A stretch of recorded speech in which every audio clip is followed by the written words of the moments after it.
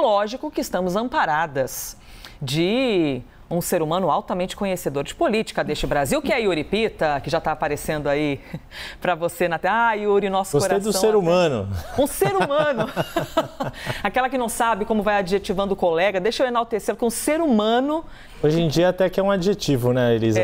Convenhamos. Dependendo do ser humano é que a gente fica um pouquinho com o pé atrás. E aí, Yuri, bem-vindo neste sabadão, hein? Bom dia para você, Yuri. Elisa, Nicole, bom dia a todos que nos acompanham aqui neste sábado aqui de plantão da CNN.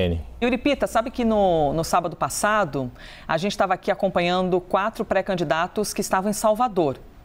E aí já fica aquela tensão danada, né? De, puxa vida, como é que vai ser o cronograma? Você coloca 4 pessoas que andam com um forte esquema de segurança para circularem no mesmo lugar e geralmente são acompanhados por muitas paixões, né? As pessoas ficam ali sempre com os ânimos bem alterados, até porque são candidatos à presidência da República. E hoje, mais uma vez, essa cena que se repete. Tudo bem que agora a gente fala de uma cidade de 12 milhões de habitantes e Lula, que não vai estar na capital, vai estar em Diadema, mas também é aquele sábado que a gente fica com os olhos multiplicados para poder acompanhá-los.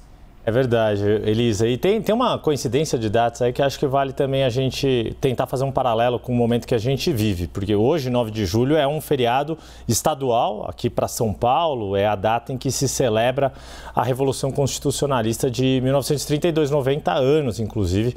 Uma efeméride redonda ali sobre o levante paulista contra o governo de Getúlio Vargas daquele momento dos anos 30 ali.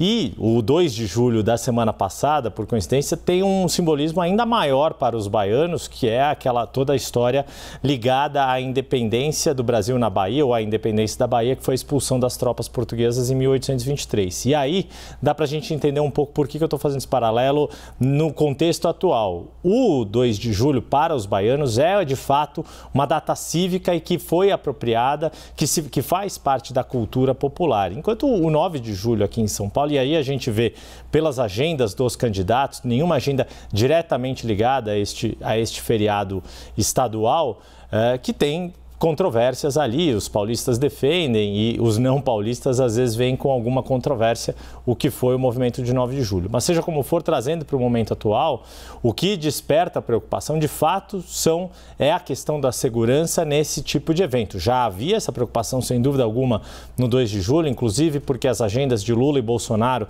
que protagonizam essa polarização mais radicalizada desta eleição estavam em locais próximos e agora a gente tem uma distância bem razoável. Diadema é uma cidade da Grande São Paulo, próxima aqui na Zona Sul, ali no ABC. É a primeira cidade que o PT elegeu um prefeito 40 anos atrás, em 1982. Também tem um simbolismo para o PT fazer esse evento na cidade. A cidade novamente está sob uma gestão do PT, se não me falha a memória, o PT governou a cidade 5 ou 6 mandatos, enfim, tem uma história muito forte de conexão com Diadema e o fato de ser ABC, berço do sindicalismo que deu origem ao PT. Enquanto Bolsonaro, fazendo essa agenda na Marcha de Jesus, está num público que lhe é muito caro e que lhe apoia com predominância, se a gente pegar pelos dados que a gente tem da pesquisa Genial Quest desta semana, por exemplo, falando especificamente da avaliação do governo Bolsonaro, é um segmento social que dá mais avaliação positiva do que negativa, ou seja, é um dos poucos segmentos sociais em que o governo Bolsonaro tem saldo positivo na avaliação do seu governo. Pegando aqui os números para não errar, a gente está falando de 39 pontos de avaliação positiva e 31 de negativa, 28 de regular, ou seja, um saldo de 8 pontos, que se a gente for comparar entre os que se declaram católicos, por exemplo, é exatamente o oposto e com uma vantagem muito mais larga. A gente está falando de 51% com avaliação negativa e 24% apenas de avaliação positiva. Yuri, a Elisa comentou que semana passada, né, esses pré-candidatos estavam em Salvador, hoje eles estão aqui por São Paulo. Qual que é a importância dessa agenda aqui, principalmente no estado de São Paulo, mas principalmente na capital paulista? Bom, é a maior cidade do país que tem o maior volume de eleitores, né, Nicole? A gente está falando em torno aí de 8 milhões de eleitores aproximadamente. Claro que existe uma abstenção alta, e não só entre aqueles que anulam, mas também aqueles que votam em branco e mesmo aqueles que não vão votar, mas é um eleitorado importantíssimo para todos os candidatos. E aí, para falar especificamente de São Paulo, acho que tem algumas questões importantes. Para Simone Tebet, que também tem a agenda e deixou ali a sua ida para a Marcha de Jesus para o período da tarde, justamente para ter tranquilidade em relação ao horário que Bolsonaro vai estar presente, que é agora no período... Foi por isso, Yuri?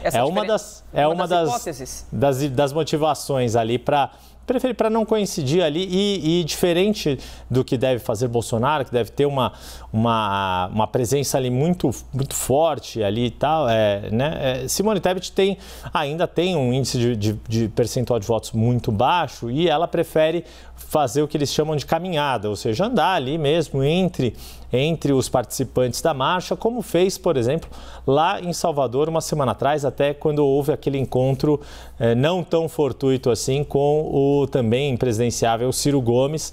Sabiam que iam se encontrar no meio do povo, enquanto Lula e Bolsonaro tinham eventos preparados para esses dois pré-candidatos.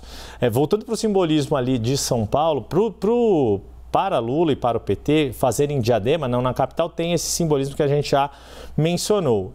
Para Bolsonaro e Simone Tebet, essa conexão com o eleitorado evangélico, que tem um perfil mais conservador, é importante justamente para se fortalecerem no antipetismo. Bolsonaro, sem dúvida alguma, é o principal vetor desse sentimento e Simone Tebet também busca entre aqueles que são conservadores, mas têm algumas restrições à forma de governar e à forma de se posicionar do presidente Jair Bolsonaro. Mas o simbolismo maior ligado a São Paulo, no fundo, é essa agenda de Luciano Bivar com Rodrigo Garcia, seja para selar o apoio do União Brasil ao governador, e para o governador é importante ter o partido que dispõe do maior tempo de propaganda no rádio e na TV, na campanha oficial.